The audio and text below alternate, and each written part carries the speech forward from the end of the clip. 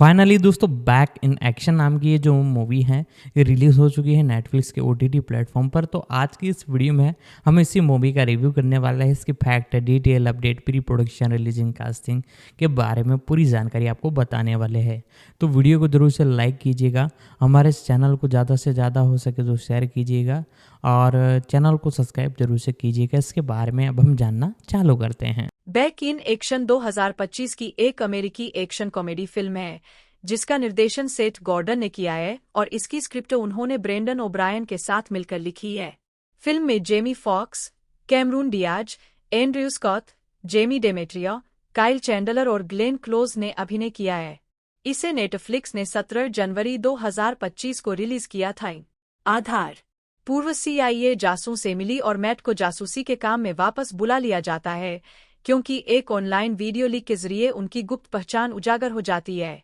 Emily को पता चलता है कि मैट ने कई सालों तक उससे एक रहस्य छिपाए रखा है जिसकी वजह से कई घटनाएं घटित हुई है।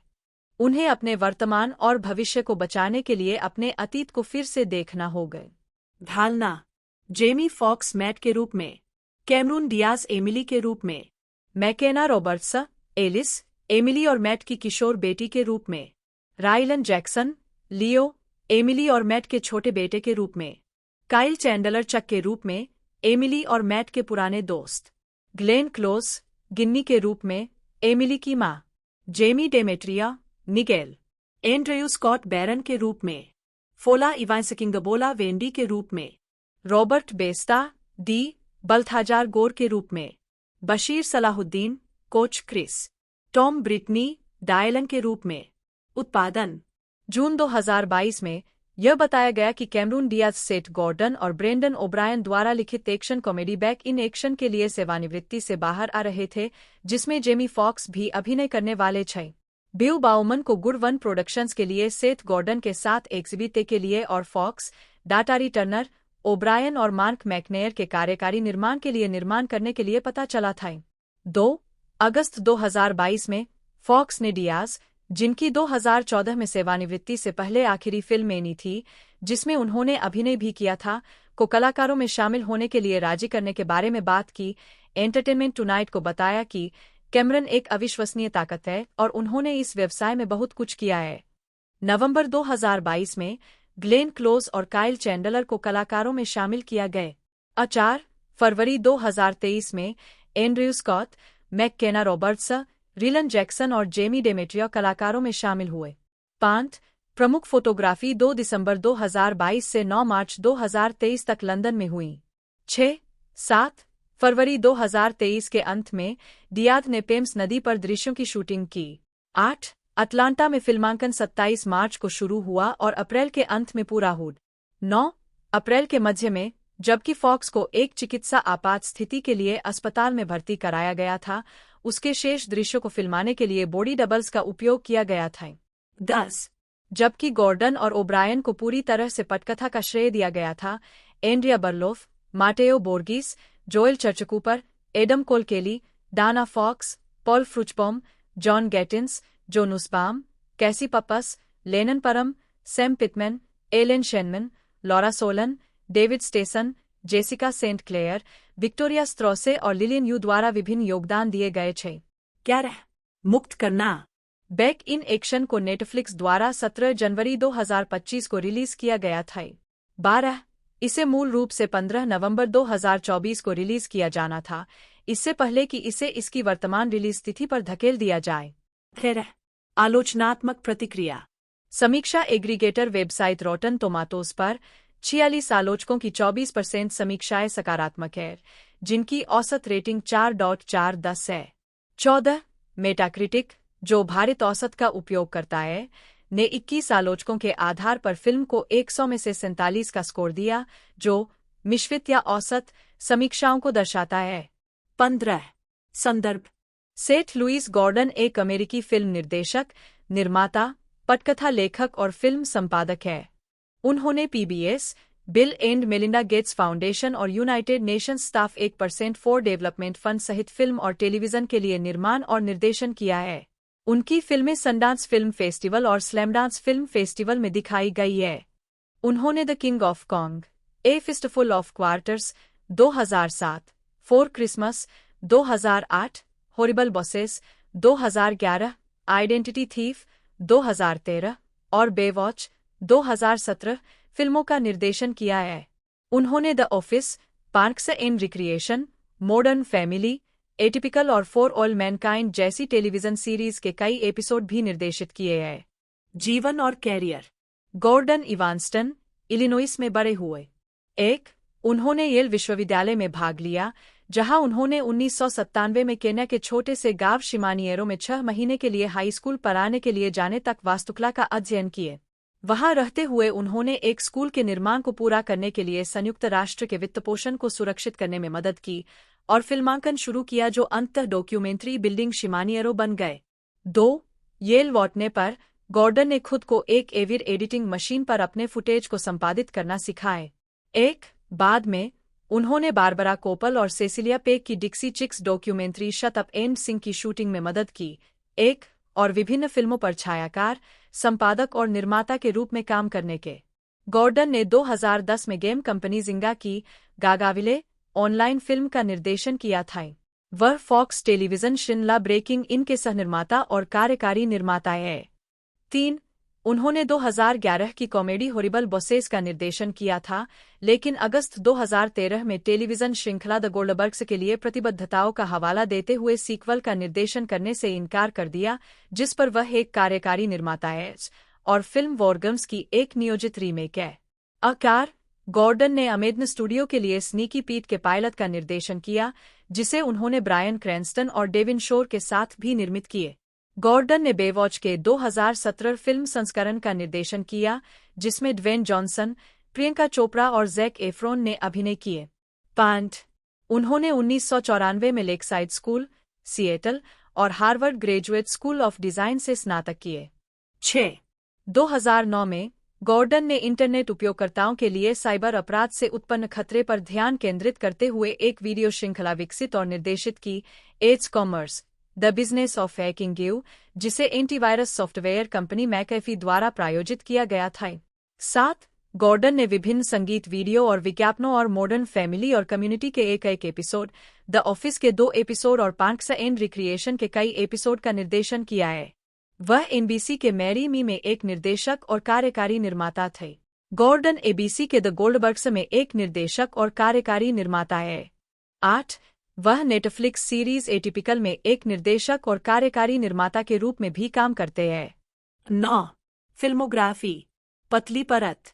निदेशक 4 क्रिसमस 2008, भयानक boss 2011, identity thief 2013, Baywatch 2017, back in action 2025, लेखक और निर्माता भी।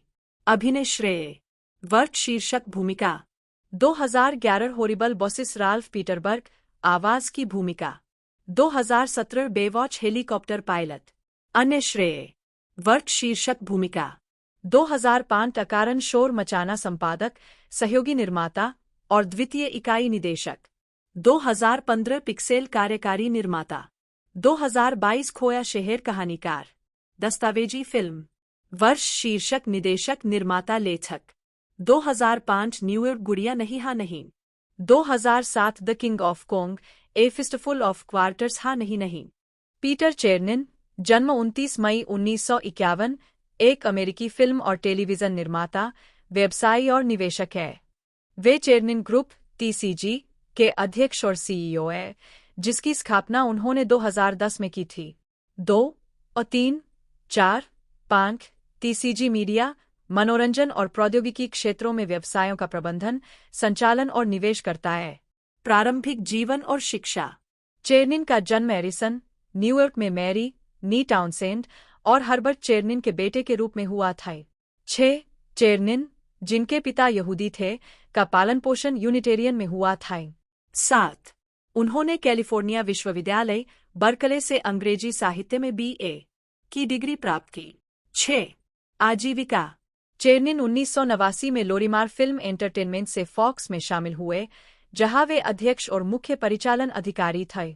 इससे पहले वे शोटाइम बटा द मूवी चैनल के लिए प्रोग्रामिंग और मार्केटिंग के कार्यकारी उपाध्यक्ष थे। शोटाइम से पहले चेरनिन डेविड गेर्बर कंपनी में विकास और उत्पादन के उपाध्यक्ष थे। उन्होंने प्रकाशन में अपना करियर शुरू किया, पहले सेंट मार्टिन प्रेस के एसोसिएट पब्लिसिटी डायरेक्टर के रूप में और बाद में वार्नर बुक्स के संपादक के रूप में। न्यूज कॉर्प टीसीजी शुरू करने से पहले चेरनिन 1996 से 2009 तक न्यूज कॉर्पोरेशन के अध्यक्ष और मुख्य परिचालन अधिकारी और फॉक्स समूह के अध्यक्ष और सीईओ थे। 9-10 दुनिया की सबसे बड़ी मीडिया कंपनियों में से एक के अध्यक्ष और सीईओ के रूप में उन्होंने 5 महाद्वीपों में फैले विविध वैश्विक परिचालन की देखरेख की, जिसमें फिल्म और टेलीविजन प्रोग्रामिंग का उत्पादन और वितरण, टेलीविजन, उपग्रह और केबल प्रसारण और न्यूज कॉर्पोरेशन का डिजिटल मीडिया और इंटरनेट स्पेस में आक्रामक विस्तार शामिल है। 10 न्यूज कॉर्पोरेशन के साथ अपने 2 दशकों के दौरान चेरनिन ने मनोरंजन व्यवसाय के रचनात्मक और कॉर्पोरेट दोनों पक्षों की एक अद्वितीय महारत के साथ एक कार्यकारी के रूप में ख्याति प्राप्त की। उन्होंने 20th century fox film entertainment और इससे पहले फॉक्स ब्रॉडकास्टिंग कंपनी दोनों का नेतृत्व किए। उन्होंने अमेरिका और अंतर्राष्ट्रीय स्तर पर खेल, केबल और सामान्य मनोरंजन टेलीविजन प्रोग्रामिंग और वितरण में फॉक्स की जबरदस्त वृद्धि की देखरेख भी की है। 11 चेरनिन के नेतृत्व में 20th century fox film corporation ने अब तक की 2 सबसे ज्यादा कमाई करने वाली फिल्में टाइटैनिक और अवतार का निर्माण किया। 12 फॉक्स ब्रॉडकास्टिंग कंपनी 18 से 49 साल के लोगों के बीच नंबर 1 रैंक वाला नेटवर्क बन गई और फॉक्स की नेटवर्क प्रोडक्शन शाखा 20th सेंचुरी फॉक्स टेलीविजन सभी टेलीविजन नेटवर्क के लिए प्रोग्रामिंग का नंबर 1 आपूर्तिकर्ता बन गई। 13 न्यूज कॉर्पोरेशन के केबल नेटवर्क समूह ने चेरनिन के कार्यकाल के दौरान विस्फोटक वृद्धि का अनुभव किया। 10 वर्षों से भी कम समय में 0 से 400 मिलियन से अधिक केबल ग्राहकों तक पहुंच गए। जब चेरनिन ने छोड़ा, तब तक फॉक्स के पास दुनिया में केबल संपत्तियों का सबसे शक्तिशाली संग्रह था। Fox News Channel, FX, Fox Sportsnet, Fox Movie Channel, National Geographic Television, Speed और फॉक्स रियलिटी चैनल। 13 1996 में अपनी नियुक्ति से पहले चेरनिन 4 साल तक फॉक्स फिल्म एंटरटेनमेंट के अध्यक्ष और मुख्य कार्यकारी अधिकारी थे, जहां उन्होंने स्टूडियो की विश्वव्यापी फीचर फिल्म निर्माण, विपणन और वितरण गतिविधियों के सभी पहलुओं की देखरेख की। 1989 से 1992 तक चेरनिन फॉक्स ब्रॉडकास्टिंग कंपनी के मनोरंजन के अध्यक्ष थे, जबकि उस अवधि के दौरान प्रोग्रामिंग सप्ताह की 2 रातों से बढ़कर 7 रात हो गईं। 13 मीडिया में यह अफवाह थी कि जून 2009 तक चेरनिन न्यूज कॉर्प में अपना पद छोड़ देंगे, जब उनका अनुबंध समाप्त हो जाएगा और उनकी जगह मीडिया कार्यकारी जेम्स मर्डोक, रूपर्ट मर्डोक के सबसे छोटे बेटे को नियुक्त किया जाएगा। 24 फरवरी 2009 को वॉल स्ट्रीट जर्नल ने बताया कि पीटर चेरनिन ने 20 साल बाद न्यूज कॉर्पोरेशन छोड़ने का फैसला किया है, ताकि स्वतंत्र उद्यमशीलता के काम को आगे बढ़ाया जा सके। 4 जून 2009 को चेस कैरी को उनके पद पर चेरनिन का उत्तराधिकारी नामित किया गया। 15 अक्टूबर 2010 में ट्रिब्यून कंपनी ने बोर्ड के सीईओ या चेयरमैन बनने के लिए चेरनिन से संपर्क किया था। 16 सितंबर 2011 में कैरोल बार्टज के अचानक चले जाने के बाद याहू के भविष्य में चेरनिन की भूमिका होने के बारे में मीडिया में अटकलें भी लगाई जा रही थी। 17-20 अक्टूबर 2011 को हांगकांग में ऑल थिंग्स डिजिटल के एशियाई सम्मेलन 18 में चेरनिन ने इस बात को खारिज कर दिया कि वह कंपनी के 7 अफसरों का पीछा करने में रुचि रखते थे। 19 टीसीजी 2009 में न्यूज कॉर्प से निकलने के बाद से चेरनिन अपनी खुद की कंपनी द चेरनिन ग्रुप टीसीजी के अध्यक्ष रहे हैं। टीसीजी की मौजूदा परिसंपत्तियों में मनोरंजन उत्पादन कंपनी चेरनिन एंटरटेनमेंट, एशिया स्थित मीडिया निवेश कंपनी सीए मीडिया में बहुलांश हिस्सेदारी और Pandora, Full Screen, Tumblr, Barstool Sports और फ्लिपबोर्ड सहित अमेरिका स्थित प्रौद्योगिकी और मीडिया कंपनियों में कई रणनीतिक निवेश शामिल है। 20 कंपनी की पहली feature film Rise of the Planet of the Apes अगस्त 2011 में रिलीज हुई थी। 21 और इसने दुनिया भर के बॉक्स ऑफिस पर $480 मिलियन से अधिक की कमाई की है। 22-23 चेरनिन एंटरटेनमेंट ने बिली क्रिस्टल और बेट मिलर अभिनीत कॉमेडी पेरेंटल गाइडेंस का निर्माण किया, जिसे दिसंबर 2012 में रिलीज किया गया था। 24 जोसेफ कोसिंस्की की science fiction thriller Tom cruise अभिनीत ओब्लिवियन। 25 और मेलिसा मैकार्थी और सेंड्रा बुलॉक अभिनीत द हीन। 26 टीसीजी ने नवंबर 2010 में सीए मीडिया लॉन्च किया। 27 जिसका उद्देश्य एशिया में मीडिया, मनोरंजन और प्रौद्योगिकी व्यवसायों का रणनीतिक निर्माण, प्रबंधन और संचालन करना है। जुलाई 2011 में सीए मीडिया ने हांगकांग स्थित मिश्रित martial art promoter Legend Fighting Championship में निवेश किए। 28 अप्रैल 2012 में सीए मीडिया ने एंडेमोल इंडिया में 49% हिस्सेदारी का अधिग्रहण किया, जिसका लक्ष्य इसे भारत में अग्रणी टीवी, फिल्म और डिजिटल सामग्री उत्पादन कंपनी बनाना था। 29 उसी समय सीए मीडिया ने भारत में संगीत, लाइव इवेंट और युवा media company only much louder में भी निवेश किए। 30 अप्रैल 2014 में AT&T ने ऑनलाइन वीडियो सेवाओं में $500 मिलियन का निवेश करने के लिए द चेरनिन ग्रुप के साथ साझेदारी की। 31 अप्रैल 2012 में चेरनिन ने TCG की अल्पमत हिस्सेदारी रणनीतिक निवेश साझेदार प्रोविडेंस इक्विटी पार्टनर्स, एक प्रमुख निजी इक्विटी फर्म और अन्य निजी निवेशकों को बेच दी। 33 अप्रैल 2013 में चेरनिन ने ऑनलाइन वीडियो स्ट्रीमिंग सेवा हुलू के लिए लगभग $500 मिलियन की बोली लगाई।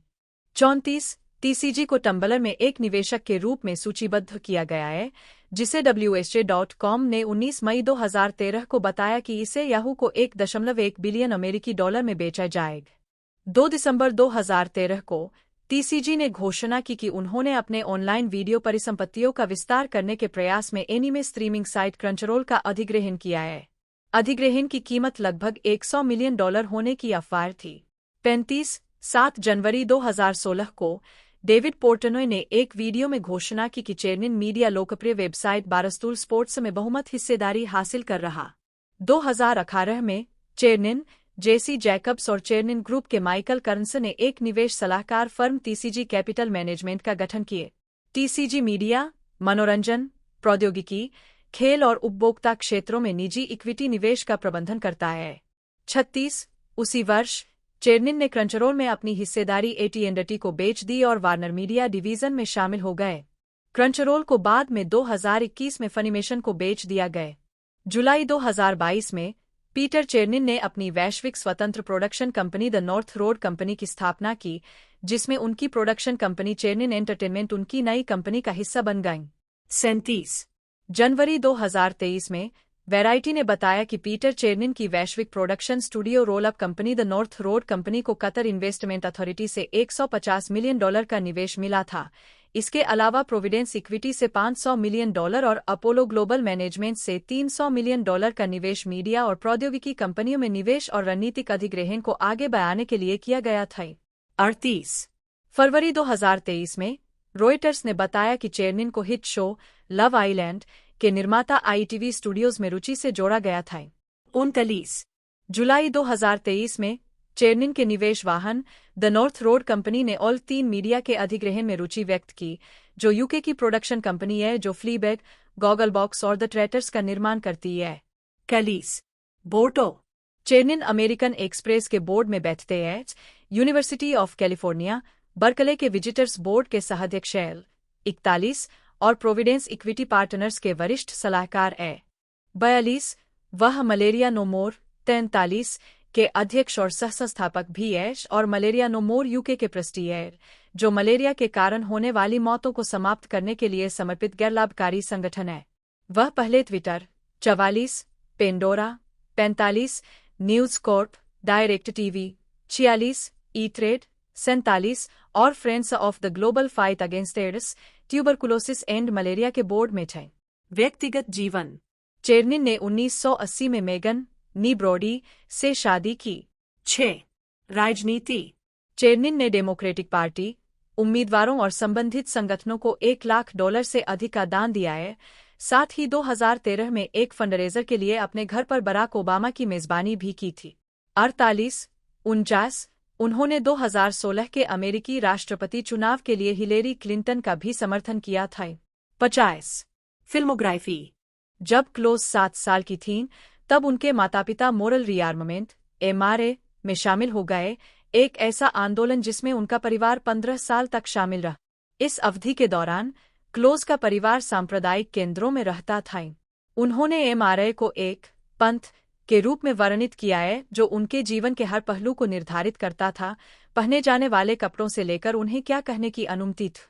क्लोज ने सेंट जॉर्ज स्कूल में पढ़ाई के दौरान स्विट्जरलैंड में भी समय बिताया और रोजमेरी हॉल, अब चोएट रोजमेरी हॉल, में भाग लिया। 1965 में स्नातक की उपाधि प्राप्त की।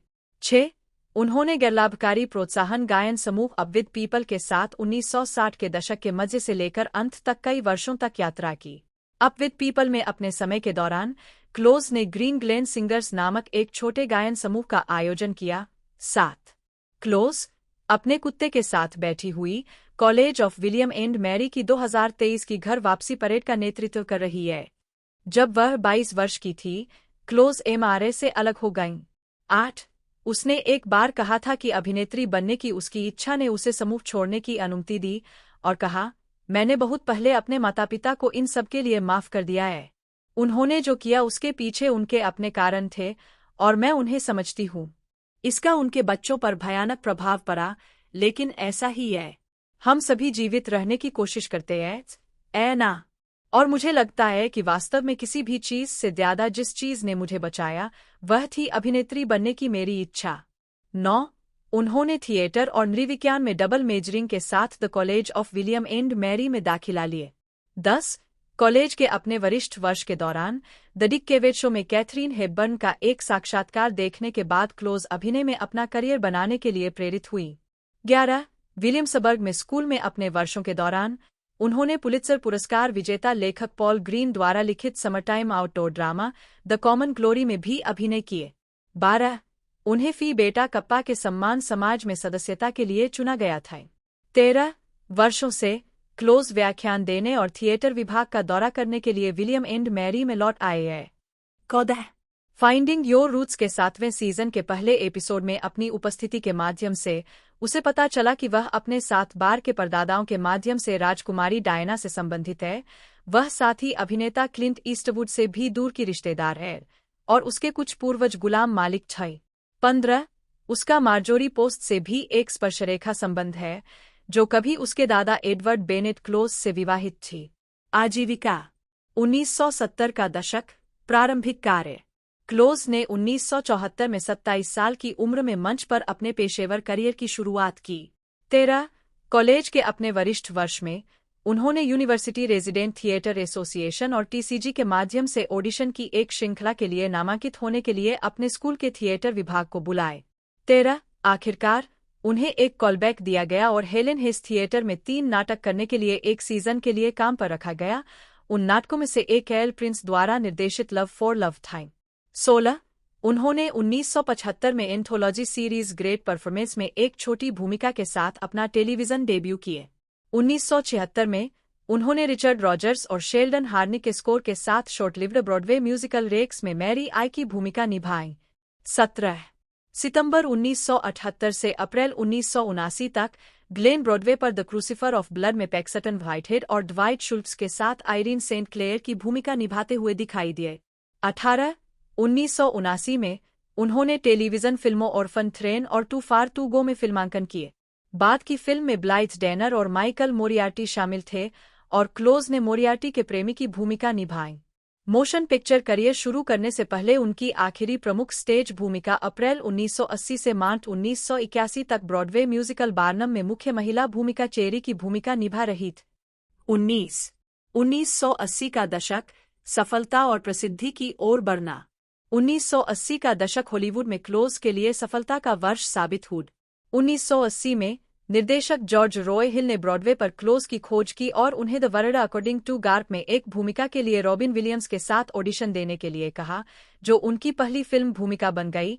साथ ही यह उनका पहला अकादमी पुरस्कार नामित प्रदर्शन भी था। 20 उन्होंने रॉबिन विलियम्स की मां की भूमिका निभाई, बावजूद इसके कि वह उनसे सिर्फ 4 साल बड़ी थी। अगले वर्ष उन्होंने द बिग चिल में सारा कूपर की भूमिका निभाई, एक ऐसा किरदार जिसे निर्देशक लॉरेंस कास्टन ने कहा कि उन्होंने विशेष रूप से उनके लिए लिखा था।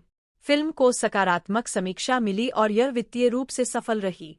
द बिग चिल की रिलीज के बाद क्लोज एक ही कैलेंडर वर्ष में टोनी, एमी और ऑस्कर अकादमी पुरस्कार नामांकन प्राप्त करने वाली तीसरी अभिनेत्री बनी। ग्लेन क्लोज जन्म 19 मार्च 1947 एक अमेरिकी अभिनेत्री है। स्क्रीन और स्टेज पर 5 दशकों से अधिक के करियर में उन्हें कई पुरस्कार मिले हैं, जिनमें 3 prime time Emmy award, 3 Tony award और 3 गोल्डन ग्लोब अवार्ड शामिल हैं। इसके अलावा 8 अकादमी अवार्ड, 2 बाफ्टा अवार्ड और 3 ग्रैमी अवार्ड के लिए नामांकन भी शामिल है। उन्हें 2019 में टाइम द्वारा दुनिया के 100 सबसे प्रभावशाली लोगों में से एक के रूप में नामित किया गया था। क्लोज को The World According to Garp 1982 में एक नारीवादी माँ, द बिग चिल 1983 में एक बेबी बूमरैंग, द नेचुरल 1984 में एक प्रेमिका, फैटल अट्रैक्शन 1987 में एक मानसिक रूप से बीमार पूर्व प्रेमी, डेंजरस लाइजेंस 1988 में एक चालाक अभिजात, अल्बर्ट नोब्स 2011 में एक अंग्रेज बटलर, द वाइफ 2017 में एक परेशान पत्नी और हिलबिली एलिजी 2020 में एक विलक्षण दादी की भूमिका निभाने के लिए 8 अकादमी पुरस्कार नामांकन प्राप्त हुए। उनकी अन्य फिल्मों में reversal of Fortune 1990, the paper 1994, Mars attack 1996, air force 1 1997 और गार्डियंस ऑफ द गैलेक्सी 2014 शामिल है। क्लोज ने 101 डाल्मेटियन 1996। टेलीविजन में क्लोज को ABC film something about Amelia 1984 में उनकी भूमिका के लिए पहला प्राइम टाइम एमी पुरस्कार नामांकन मिला और बाद में 3 पुरस्कार जीते। NBC film Serving in silence 1995 में मार्गरेट कैमरमियर की भूमिका के लिए सीमित श्रृंखला या मूवी में उत्कृष्ट मुख्य अभिनेत्री और डैमेजेस 2007 से 2012 में पैटी हेव्स की भूमिका के लिए लगातार 2 बार ड्रामा सीरीज में उत्कृष्ट मुख्य अभिनेत्री का पुरस्कार।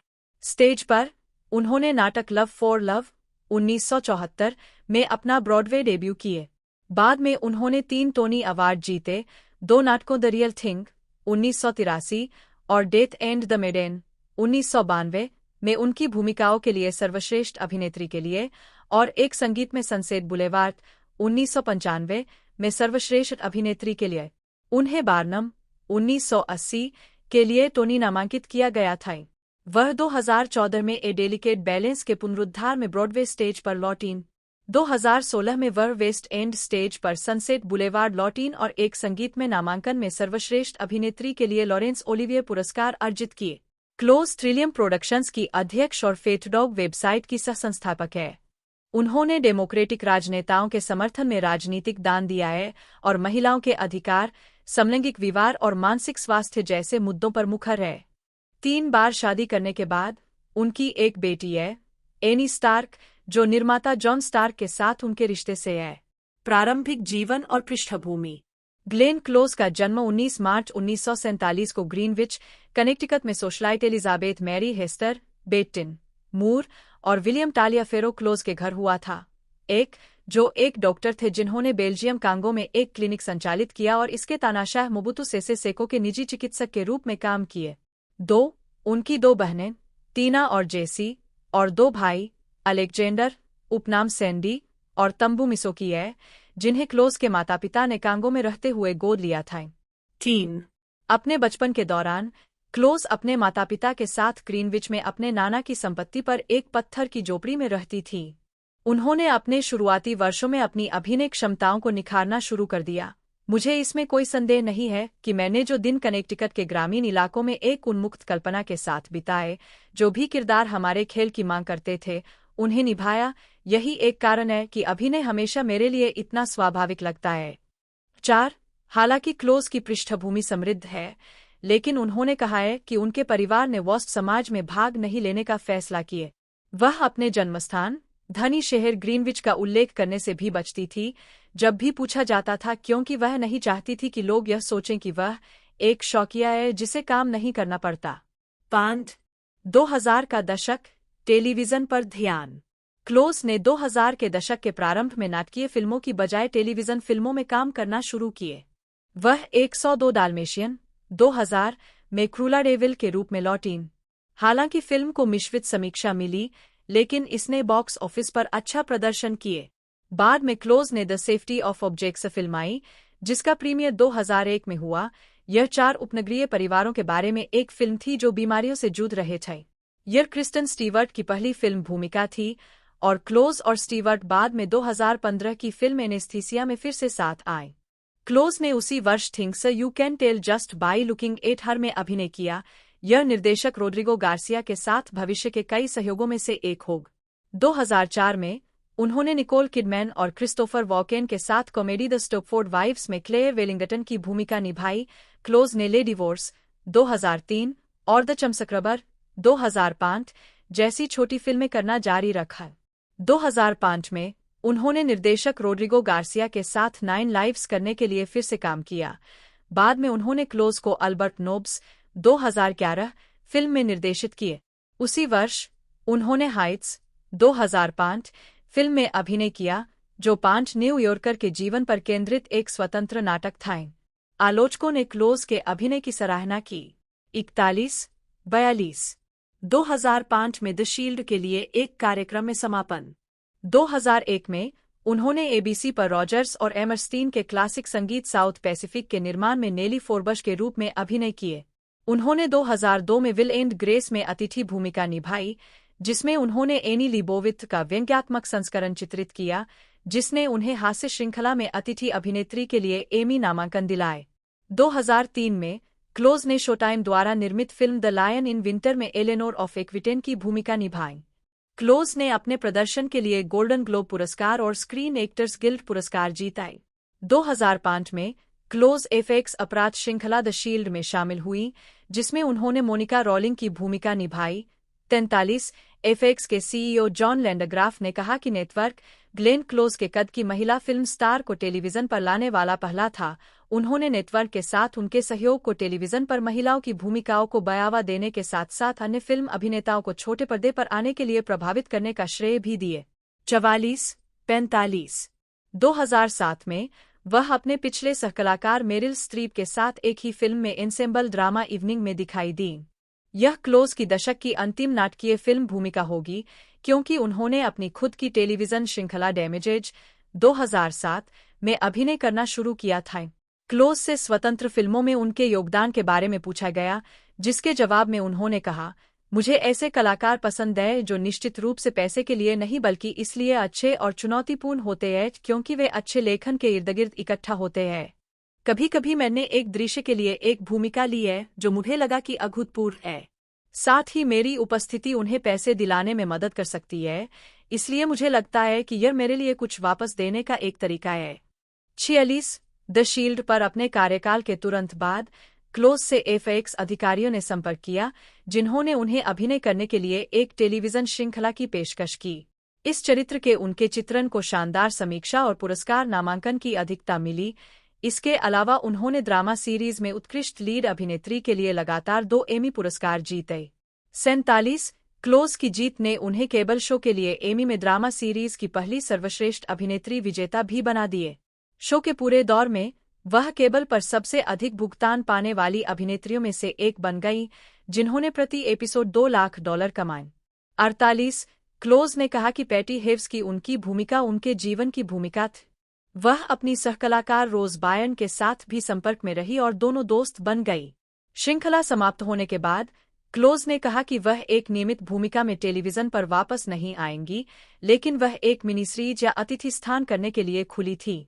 49 2008 में क्लोज ने कार्नेगी हॉल में प्रदर्शन किया, जिसमें उन्होंने वायलिन कॉन्सर्टो द रनवे बनी का वर्णन किया, जो रीडर वायलिन और ऑर्केस्ट्रा के लिए एक कॉन्सर्टो था, जिसे ग्लेन रोवन द्वारा रचित और संचालित किया गया था। 2010 का दशक, फिल्म और रंगमंच पर वापसी। 2010 के कान फिल्म महोत्सव में समापन। दिसंबर 2010 में क्लोज ने डबलिन में अल्बर्ट नोब्स का फिल्मांकन शुरू किए। इससे पहले उन्होंने मंच पर नाटक में अपनी भूमिका के लिए 1982 में ओबी जीता था। वह इस परियोजना पर लगभग 20 वर्षों से काम कर रही थीं, जिसमें वह 101 डाल्मेटियन के सहकलाकार मार्क विलियम्स के साथ दिखाई दीं और इसमें अभिनय करने के अलावा उन्होंने पटकथा का सहलेखन किया और फिल्म का निर्माण किए। 50 क्लोज ने कहा कि ट्रांसजेंडर मुद्दों पर चर्चा को प्रोत्साहित करने के लिए उनके लिए फिल्म बनाना अधिक महत्वपूर्ण हो गया। उन्होंने टिप्पणी की, एक बिंदु ऐसा आया जहां मैंने पूछा, क्या मैं इसे छोड़कर अपना बाकी जीवन जीने को तैयार हूं? और मैंने कहा, नहीं, मैं नहीं करूंगी। कुछ लोग अपना दृष्टिकोण बदल देंगे। 51 फिल्म में क्लोज ने अल्बर्ट नोब्स की शीर्षक भूमिका निभाई, जो 19वीं सदी के आयरलैंड में एक युवा लड़की के रूप में यौन उत्पीड़न के बाद एक पुरुष के रूप में रहने वाली महिला थी। जबकि फिल्म को कुल मिलाकर मिश्रित समीक्षाएं मिली, क्लोज के अभिनय को आलोचकों की प्रशंसा मिली, क्योंकि यह उनके करियर की अब तक की सबसे सूक्ष्म और अंतर्मुखी फिल्म थी और उनकी पिछली भूमिकाओं से अलग थी। जब फिल्म के पुरस्कार अभियान के दौरान ऑस्कर न मिलने के तथ्य के बारे में पूछा गया तो क्लोज ने कहा, मुझे याद है कि मैं आश्चर्यचकित था कि मैं कुछ ऐसे लोगों से मिला जो वास्तव में इस बात को लेकर बहुत ज्यादा चिंतित थे कि वे जीतेंगे या नहीं, और मुझे यह कभी समझ में नहीं आए। क्योंकि अगर आप सिर्फ सरल गणित करें तो हमारे 2 यूनियनों में जितने लोग हैं, हमारे पेशे में जितने लोग किसी भी समय बेरोजगार हैं, हर साल जितनी फिल्में बनती हैं, और फिर आप 5 नामांकित में से एक है, आप खुद को एक हारे हुए व्यक्ति के रूप में कैसे सोच सकते हैं? 52 1984 में क्लोज को रॉबर्ट रेडफोर्ड की बेसबॉल ड्रामा द नेचुरल में एक भूमिका दी गई, और हालांकि यह एक छोटी सहायक भूमिका थी, उन्होंने लगातार तीसरी बार ऑस्कर नामांकन अर्जित किए। क्लोज आज भी अपने नामांकन का श्रेय सिनेमेटोग्राफर कैलेब डेसचनेल को देते हैं और कहते हैं, उस टोपी को इस तरह से डिजाइन किया गया था कि सूरज की रोशनी अंदर आ सके। हम दिन के एक निश्चित समय का इंतजार करते थे ताकि सूरज स्टेडियम के पीछे से चमक सके, और उसके पास एक लेंस था जो मेरे आसपास के लोगों को म्यूट कर देता था। यह एक अविश्वसनीय रूप से अच्छी तरह से सोचा समझा शॉट था, और मुझे ईमानदारी से लगता है कि यही कारण है कि मुझे नामांकित किया गया। 21 क्लोज ने रॉबर्ट डुवेल के साथ ड्रामा द स्टोन बॉय 1984 में भी अभिनय किया। यह एक परिवार के बारे में फिल्म है जो अपने सबसे छोटे बच्चे द्वारा शिकार दुर्घटना में अपने बड़े भाई को मार दिए जाने के बाद से जूझ रहा है। वह अगले वर्षों में टेलीविजन फिल्मों में दिखाई देती रही, जिसकी शुरुआत द एलिफेंट मैन से हुई, और 1984 में उन्होंने समीक्षकों द्वारा प्रशंसित ड्रामा समथिंग अबाउट अमेलिया में अभिनय किया, जो यौन शोषण से नष्ट हुए परिवार के बारे में एक टेलीविजन फिल्म थी। उन्होंने अपना पहला टोनी पुरस्कार 1984 में माइक निकोल्स द्वारा निर्देशित द रियल थिंग के लिए जीता। आखिरकार क्लोज ने अलग अलग भूमिकाएं निभानी शुरू कर दीं क्योंकि वह एक मां की तरह टाइपकास्ट नहीं होना चाहती थी। 22 उन्होंने मैंडी पेटिंकिन के साथ 1985 की रोमांटिक कॉमेडी मैक्सी में अभिनय किए। क्लोज को अनुकूल समीक्षा मिली और उन्हें अपना दूसरा गोल्डन ग्लोब अवार्ड नामांकन भी मिला, लेकिन फिल्म को समीक्षकों द्वारा नकार दिया गया और बॉक्स ऑफिस पर अच्छा प्रदर्शन नहीं कर पाई। 23 1985 में क्लोज ने जेफ ब्रिजेस के साथ कानूनी थ्रिलर जैक द एज में अभिनय किए। शुरुआत में जेन फोंडा को इस भूमिका के लिए चुना गया था, लेकिन जब उन्होंने स्क्रिप्ट में बदलाव का अनुरोध किया तो उनकी जगह क्लोज को ले लिया गया। निर्माता मार्टिन रेंशॉफ क्लोज की कास्टिंग के खिलाफ थे क्योंकि उन्होंने कहा कि वह इस भूमिका के लिए बहुत बदसूरत थीं। क्रोधित होकर रेंसो स्टूडियो प्रमुखों के पास क्लोज और मार्कवांड को फिल्म से निकालने की कोशिश करने लगे। स्टूडियो ने यह कहते हुए मना कर दिया कि वे फिल्म में उनके काम से खुश हैं। 25 जैक द एज को मिश्रित से सकारात्मक समीक्षाएं मिली और $15 मिलियन के बजट पर इसने $40 मिलियन की कमाई की। 26 1987 में क्लोज ने मनोवैज्ञानिक थ्रिलर फैटल अट्रैक्शन में परेशान पुस्तक संपादक एलेक्स फॉरेस्ट की भूमिका निभाई। यह फिल्म बॉक्स ऑफिस पर बहुत सफल रही, जो उस वर्ष की दुनिया भर में सबसे ज्यादा कमाई करने वाली फिल्म थी। इस फिल्म ने क्लोज को अंतर्राष्ट्रीय स्तर पर प्रसिद्धि दिलाई और एलेक्स फॉरेस्ट का किरदार उनकी सबसे प्रतिष्ठित भूमिकाओं में से एक माना जाता है। फिल्म के एक दृश्य को संदर्भित करते हुए बनी बॉयलर वाक्यांश को शब्दकोश में भी जोड़ा गया है।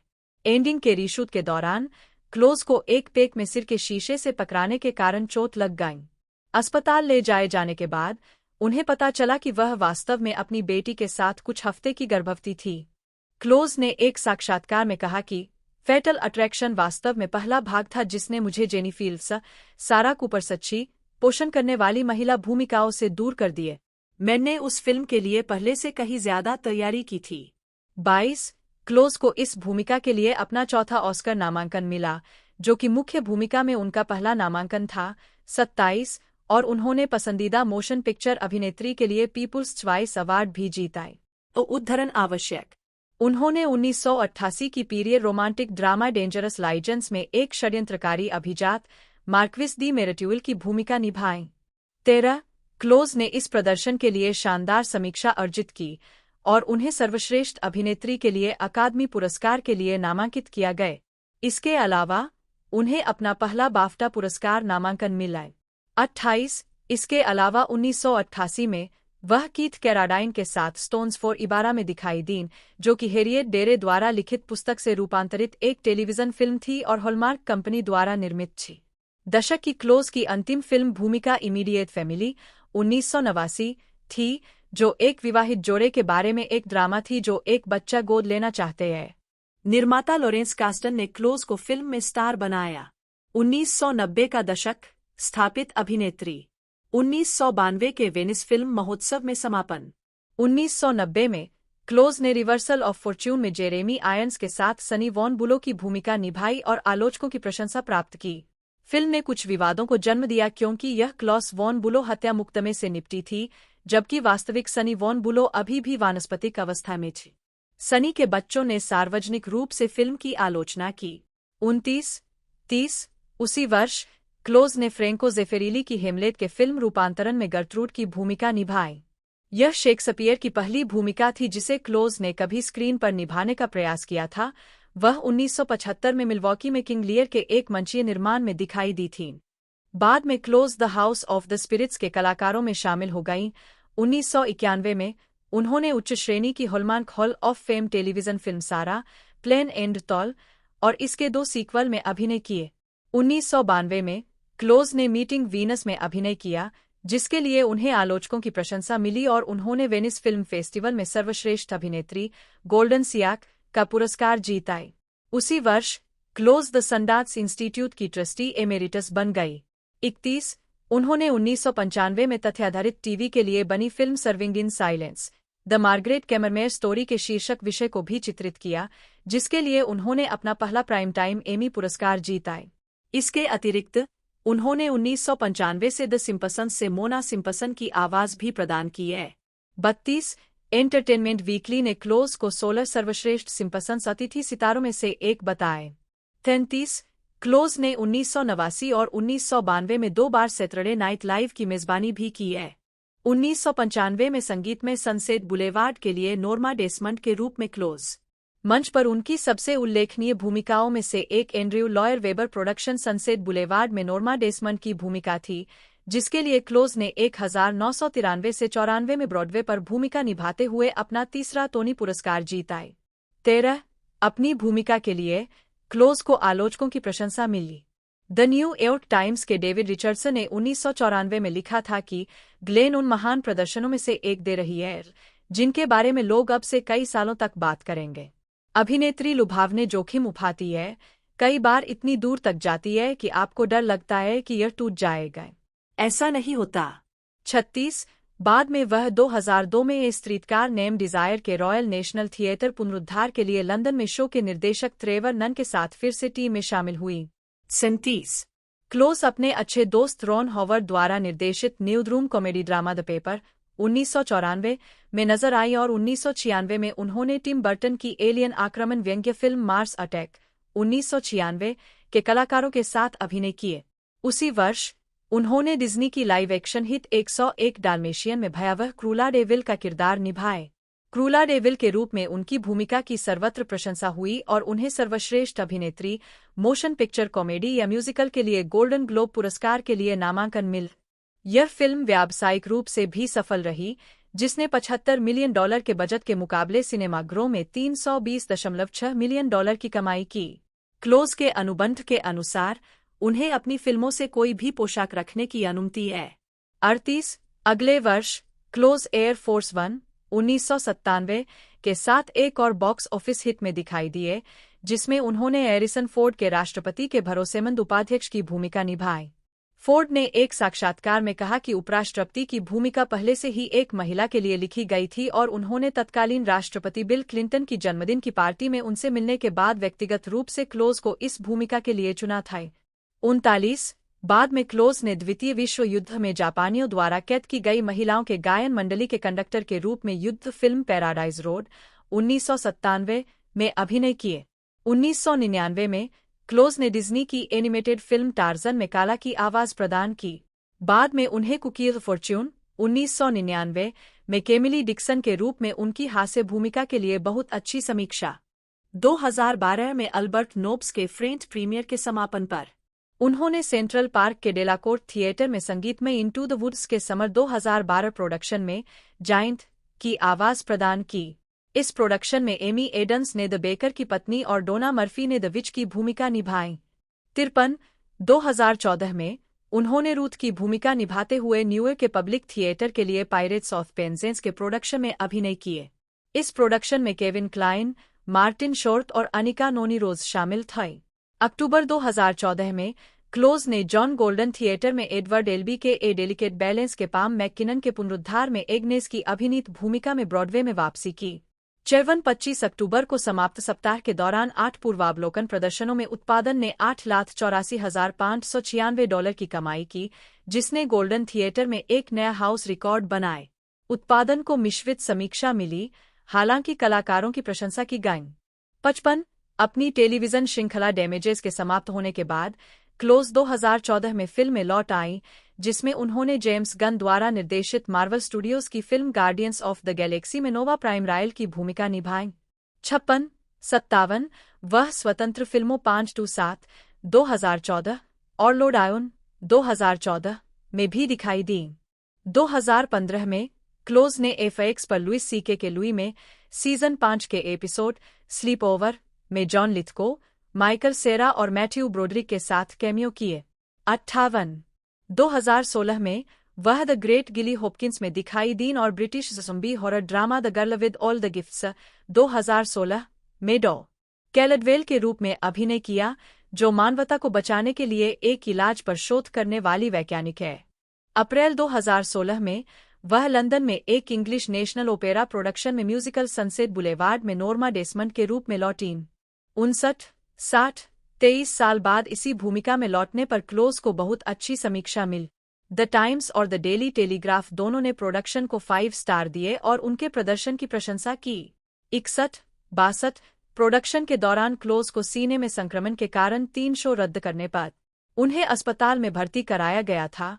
65 उसी वर्ष उन्हें मंच पर उनके काम के लिए American theatre hall of fame में शामिल किया गया। सनसेट बुलेवार्ड का ENO लंदन प्रोडक्शन ब्रॉडवे के पैलेस थिएटर में स्थानांतरित हो गया, जिसमें क्लोज ने अपनी भूमिका दोहराई। यह 9 फरवरी 2017 को एक सीमित रन के लिए खोला गया और 25 जून 2017 तक टिकटों की बिक्री हुई।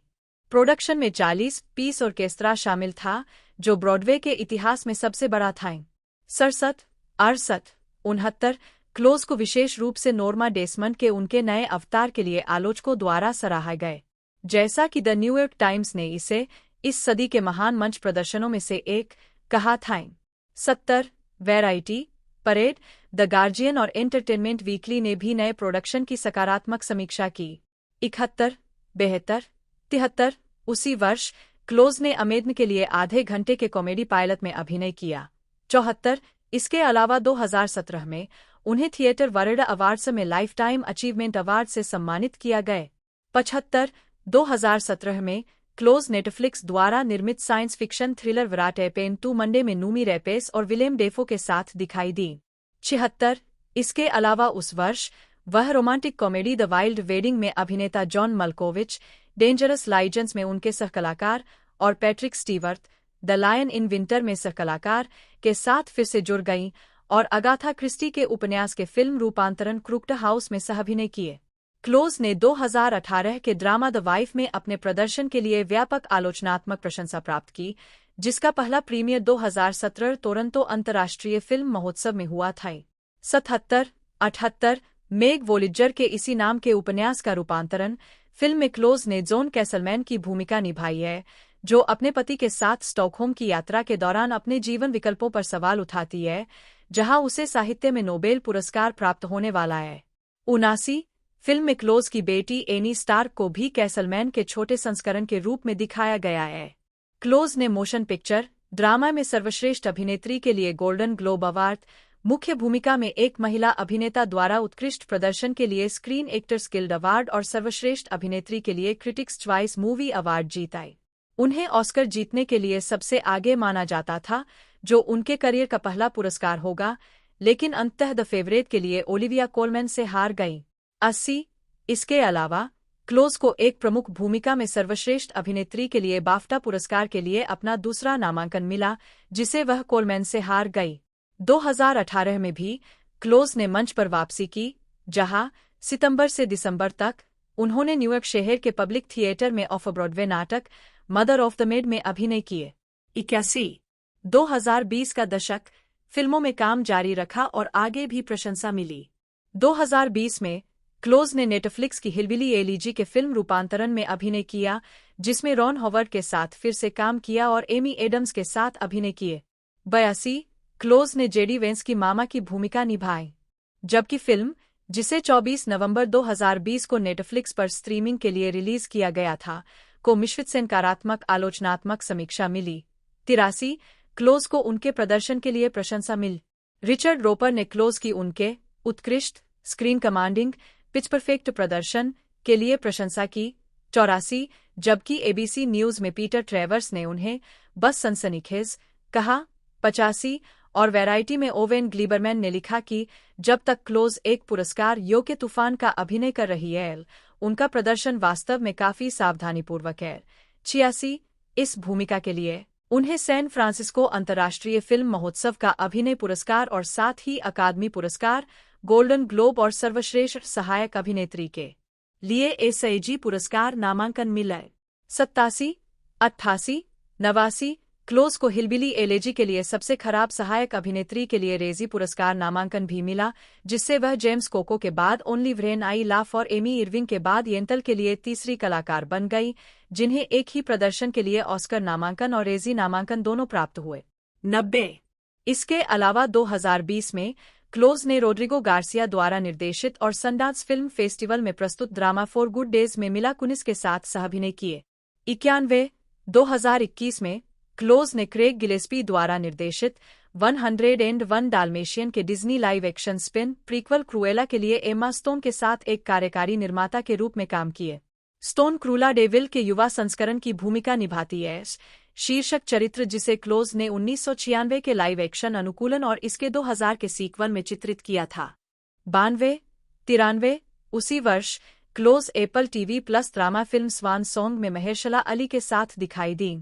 95 उन्होंने Apple TV Plus series The New Look में हार्पर बाजार के पूर्व संपादक कार्मेल स्नो का किरदार भी निभाया, जिसमें उन्हें डैमेजेस के निर्माता टॉड ए केसलर के साथ फिर से जोड़ा गया। 96 2022 में यह घोषणा की गई कि क्लोज नेटफ्लिक्स के लिए ली डेनियल द्वारा निर्देशित भूत भगाने वाले नाटक द डिलीवरेंस में एंड्राडे और मोनी के साथ अभिनय करेंगे। फिल्म अगस्त 2024 में रिलीज हुई। 97 98 वह अमेदन एमजीएम स्टूडियोज की फिल्म ब्रदर्स में जोश ब्रोलिन और पीटर डिंकलेज के साथ भी अभिनय करती है। 99 जिसे 10 अक्टूबर 2024 को नाटकीय रूप से रिलीज किया गया था। 100 आगामी परियोजनाएं। क्लोज को नेटफ्लिक्स के लिए action comedy back in action में जेमी फॉक्स, कैमरून डियाज और काइल चैंडलर के साथ कास्ट किया गया था। 101 यह फिल्म 17 जनवरी 2025 को वैश्विक स्तर पर नेटफ्लिक्स पर रिलीज होने वाली है। 102 मार्च 2023 में यह घोषणा की गई थी कि क्लोज आगामी फिल्म द समर बुक में अभिनय करेंगे, जो टोव जॉनसन के उपन्यास पर आधारित है, जिसका निर्देशन चार्ली मैकडोवेल करेंगे। 103 मई 2024 में क्लोज आगामी वेक अपडेट मैन के कलाकारों में शामिल हो गई, जो कि नाइव्स आउट और ग्लास अनियन ए नाइव्स आउट मिस्ट्री की अगली कड़ी है। 104 फिल्म के अन्य कलाकारों में Daniel Craig, Jeremy Renner, Andrew Scott, Cailee Spaeny, Josh O'Connor और केरी वाशिंगटन शामिल है। 19 जून 2024 को यह पता चला कि वेक अपडेट मैन के लिए फिल्मांकन में क्लोज की भागीदारी, जो उस समय तक केवल 2 दिनों के लिए हुई थी, में देरी हुई थी। क्लोज ने खुलासा किया कि वह कोविड-19 और रेस्पिरेटरी सिंकाइटियल वायरस (RSV) दोनों से वास्तव में बहुत प्रभावित हुई थी। 105 106 मेथड एक्टिंग पर क्लोज का दावा है कि हालांकि उन्हें यह एक दिलचस्प तकनीक लगी, लेकिन यह उनकी पसंदीदा शैली नहीं थी। 118 हालांकि क्लोज अपनी भूमिकाओं के लिए व्यापक शोध और तैयारी करती है, लेकिन वे प्रदर्शन की तकनीकीता पर भी कम निर्भर करती है और कहती है, मुझे लगता है कि अच्छा अभिनय एक जादूगर होने जैसा है, जिसमें आप लोगों को विश्वास दिलाते हैं, क्योंकि जब वे विश्वास करते हैं तभी वे प्रभावित होते हैं, और मैं चाहती हूं कि लोग भावनात्मक रूप से जुड़ें। मुझे लगता है कि तकनीक महत्वपूर्ण है, लेकिन यह सब कुछ नहीं है। आपके पास एक बेहतरीन तकनीकी अभिनेता हो सकता है जो लोगों को खंडा छोड़ देगा। यह मेरे महान अभिनय का विचार नहीं है। दर्शक के रूप में मैं अभिनय के बारे में जागरूक नहीं होना चाहता। 119 लंबे समय से सहयोगी और नाटककार क्रिस्टोफर एम्पटन क्लोज को एक ऐसी अभिनेत्री के रूप में वर्णित करते हैं जो बहुत आसानी से ताकत और बुद्धिमत्ता की भावना व्यक्त कर सकती है। हेम्पटन ने सनसेट बुलेवार्ड और डेंजरस लाइजेंड्स के स्टेज प्रोडक्शन पर काम किया। बाद में क्लोज को बाद के प्रोडक्शन के मूवी संस्करण में कास्ट किए। 120 ग्लेन को अक्सर उनके बारे में एक हिमनद या दूर की गुणवत्ता के रूप में वर्णित किया जाता है, लेकिन व्यक्तिगत रूप से वह बिल्कुल विपरीत है। गर्म और अंतरंग अभिनेता इयान ग्लेन कहते हैं, जिन्होंने 2002 के ए स्ट्रीटकार नेम डिजायर के स्टेज प्रोडक्शन में उनके साथ सह-अभिनय किया था। वह भूमिका में ताकत लाने में सक्षम थी, वह पूरी तरह से उस भेद्यता तक पहुंचने में सक्षम थी। उसके लिए एक वास्तविक कोमलता थी। 120 हालांकि क्लोज को उनके प्रदर्शनों में खलनायक या प्रतिपक्षी की भूमिकाओं के लिए लगातार प्रशंसा मिली है। 121 फैटल अट्रैक्शन में उनके चरित्र को AFI की 100 साल 100 नायकों और खलनायकों की सूची में 7वें स्थान पर रखा गया था। 122 डैमेजेस श्रृंखला में उनकी भूमिका के बारे में द न्यूयॉर्क टाइम्स ने टिप्पणी की, मुस्कुराते हुए ग्लेन क्लोज जितना डरावना कोई भी अभिनेता जीवित या मृत नहीं है। 123 पत्रकार क्रिस्टोफर हुटन ने भी उनकी प्रशंसा करते हुए कहा, क्रिस्टोफर वॉकेन, ग्लेन क्लोज, अल पैचिनो और कई अन्य लोगों में एक आश्चर्यजनक खतरा है। उनके आसपास होना थोड़ा डरावना है, क्योंकि आपको लगता है कि वे कभी भी आप पर कूद सकते हैं या आप पर विस्फोट कर सकते हैं। वे टाइम बम की तरह टिक टिक कर रहे हैं। 124 फिल्म इतिहासकार कैरी ब्यूचैम्प ने कहा है, जब आप पिछले 80 सालों की शीर्ष 10 अभिनेत्रियों को देखते हैं, जब से साउंड आया है, तो सबसे पहले आपके पास बेट डेविस, कैथरीन हेपबर्न और मेरिल स्ट्रीप है, लेकिन मुझे लगता है कि ग्लेन क्लोज निश्चित रूप से उस सूची में है। यह उनकी हिम्मत, उनके द्वारा चुनी गई भूमिकाओं और उनकी दृढ़ता का संयोजन है। हम 30 सालों के नामांकित प्रदर्शनों की बात कर रहे हैं। 125 12 जनवरी 2009 को क्लोज को रूजवेल्ट होटल के सामने 7000 हॉलीवुड बुलेवार्ड में हॉलीवुड वॉक ऑफ फेम पर एक स्टार से सम्मानित किया गया। 126 2018 तक क्लोज की फिल्मों ने उत्तरी अमेरिका में $1.3 बिलियन से अधिक की कमाई की है। 127 स्क्रीन और मंच पर कई कैंपी भूमिकाएं निभाने के बाद उन्हें एक समलैंगिक आइकन भी माना जाता है। 128 129 उन्हें 2019 में टाइम पत्रिका द्वारा दुनिया के सबसे प्रभावशाली लोगों में से एक नामित किया गया था। 130 1989 में क्लोज विलियम एंड मैरी में दीक्षांत वक्ता थीं और उन्हें डॉक्टर ऑफ आर्ट्स की मानद उपाधि मिली। 131 2023 में वह अपने वार्षिक घर वापसी कार्यक्रम के ग्रैंड मार्शल के रूप में सेवा करने के लिए कॉलेज लौट आई। उन्होंने विलियम एंड मैरी के नए पुनर्निर्मित फी बीटा कप्पा मेमोरियल हॉल को समर्पित करने में भी मदद की, जिसके मुख्य स्टेज थिएटर का नाम उनके सम्मान में ग्लेन क्लोज थिएटर रखा गया। 132 व्यक्तिगत जीवन, रिश्ते और परिवार। क्लोज की 3 बार शादी हो चुकी है और हर शादी तलाक में खत्म हुई।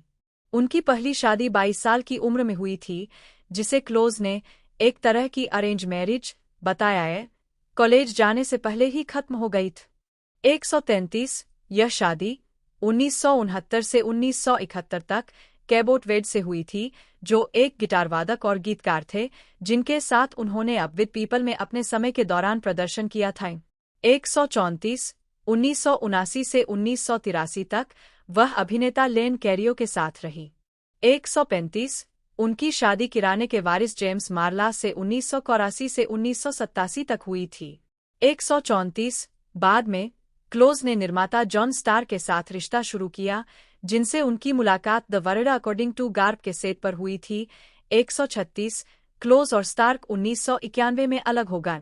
134 1995 में क्लोज की सगाई बरी स्टीव बियर से हुई, जिन्होंने सनसेट बुलेवार्ड पर काम किया था। दोनों ने कभी शादी नहीं की और उनका रिश्ता 1999 में खत्म हो गए। 134 फरवरी 2006 में क्लोज ने मेन में कार्यकारी और उद्यम पूंजीपति डेविड इवांस शो से शादी की। 134 137 लेकिन अगस्त 2015 में उनका तलाक हो गए। 138 व्यावसायिक उद्यम और परिसंपत्तियां। 2016 तक क्लोज मुख्य रूप से बेडफोर्ड हिल्स, न्यूयॉर्क में रहती है और वेस्ट विलेज में एक कोंडो की भी मालिक है। 139 वे वेलिंगटन, फ्लोरिडा और बोज़मैन, मोंटाना में भी संपत्तियों की मालिक है। 140 1990 के दशक की शुरुआत में वह बोज़मैन में एक कॉफी शॉप की मालिक थीं, लेकिन 2006 में उन्होंने इसे बेच दिए। 141 2011 में क्लोज ने द बेरेसफोर्ड में अपना अपार्टमेंट $10.2 मिलियन में बेच दिए। 142 वे व्योमिंग में 1000 एकड़ का खेत भी चलाती है। 143 क्लोज ट्रिलियम प्रोडक्शंस इंक की अध्यक्ष है। 144 145 उनकी कंपनी ने अल्बर्ट नोब्स, सारा, प्लेन एंड टॉल और साउथ पैसिफिक जैसी फिल्में बनाई है। बारबरा स्ट्रीसन के साथ उन्होंने TV film Serving in silence 1995 बनाई, जिसके लिए दोनों को उत्कृष्ट टेलीविजन फिल्म के लिए एमी के लिए नामांकित किया गया था। 2007 में उन्होंने फेचडॉग की सह-स्थापना की, जो एक डॉग एक्सेसरीज कैटलॉग और इंटरनेट साइट है। उनके काम का एक हिस्सा ब्लॉग प्रकाशित करना था, जिसमें उन्होंने अन्य मशहूर हस्तियों से उनके कुत्तों के साथ संबंधों के बारे में साक्षात्कार लिए। उन्होंने 2012 में व्यवसाय बेच दिए। 146 147 रुचियां और विचार। क्लोज संगीत में सनसेट बुलेवार्ड के एक फिल्म रूपांतरण में नोर्मा डेसमंड की अपनी मंच भूमिका को फिर से निभाने के लिए तैयार है, हालांकि फिल्म विकास में है। 107 108 109 मई 2024 में यह घोषणा की गई कि क्लोज अपने रिवर्सल ऑफ फॉर्च्यून को स्टार जेरेमी आयरन्स के साथ आगामी साइमन कर्टिस निर्देशित retirement home comedy Encore में फिर से जुड़ रही है, जिसमें हेनरी विंकलर और डॉन जॉनसन भी सहकलाकार है। 110 स्वागत, अभिनय शैली और विरासत। 2006 में 65वें वार्षिक पीबोडी पुरस्कार समारोह का समापन। क्लोज को एक असाधारण बहुमुखी अभिनेत्री के रूप में माना जाता है, जिनकी अभिनय शैली बहुत ही आकर्षक है और उनकी अभिनय क्षमता का दायरा भी बहुत बड़ा है। 111 112 वैनिटी फेयर ने टिप्पणी की कि क्लोज को हमारे समय की महान अभिनेत्रियों में से एक माना जाता है। 113 जेम्स लिप्टन ने उन्हें एक ऐसे अभिनेता के रूप में वर्णित किया, जो किसी भूमिका या किसी एक पल में कई बेहतरीन परतें खोज सकती है। वह एक लचीली अभिनेत्री है जो सूक्ष्म करतब दिखाती है। क्लोज को अभिनय कोच हेरोल्ड गुस्किन द्वारा पेशेवर रूप से प्रशिक्षित किया गया था, जिन्होंने केविन क्लाइन, ब्रिजेट फोंडा और जेम्स गैंडोल्फिनी को भी प्रशिक्षित किया था। गुस्किन के साथ काम करते हुए क्लोज ने कई महत्वपूर्ण सबक सीखे, जिसके बारे में उन्होंने कहा कि उन्होंने अपने करियर के साथ साथ अपने जीवन में भी इसे लागू किया है। उनका दावा है कि ऐसा ही एक सबक था, पृष्ठ से पंक्तियों को पढ़ना और सांस लेना याद रखना। क्लोज कहती है, आपको एक निश्चित खुलापन बनाए रखना होगा, और यदि आप इसे बनाए नहीं रखते हैं तो आप एक अभिनेता के रूप में कुछ महत्वपूर्ण खो देते हैं। यह हमारी आदत है और यह कोई बुरी बात नहीं है। 114 क्लोज का कहना है कि वह अपने अभिनय कौशल में निपुणता हासिल करने के लिए हर रिहर्सल में गई। तो दोस्तों, इसे नेटफ्लिक्स पर सीधा रिलीज़ किया गया है और ये एक एक्शन थ्रिलर मूवी है। रिलीजिंग डेट 17 जनवरी 2025 है और इसे 114 मिनट की रनिंग लेंथ के साथ मेन बेस जो लैंग्वेज है इंग्लिश में इसे बनाया गया है। यूनाइटेड स्टेट में मेन बेस लैंग्वेज इंग्लिश है, बाकी हिंदी में भी इसे डब करके रिलीज़ किया गया है। आप एंजॉय कर पाओगे इसे हिंदी में भी। बाकी आज की इस वीडियो में मैंने इसकी पूरी डिटेल आपको बता दी है, तो मिलते हैं अगले वीडियो में।